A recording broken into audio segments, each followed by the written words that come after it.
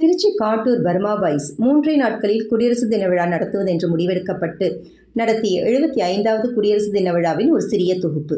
Councillor Senthil அவர்கள், வட்டச் செயலாளர் முருகானந்தம் அவர்கள் மற்றும் ஊர் மக்கள் உதவியுடன் விழா நடைபெறும் இடம் சுத்தம் செய்யப்பட்டு மேடை அமைத்து 26ஆம் தேதி காலை 8 மணியளவில் ஊர் பெரியவர் பால்ராஜ் ஐயா அவர்கள் ஊர் மக்கள் முன்னிலையில் கொடியேற்ற நாட்டுப்பண் இசைக்கப்பட்டு இனிப்புகள் வழங்கப்பட்டன.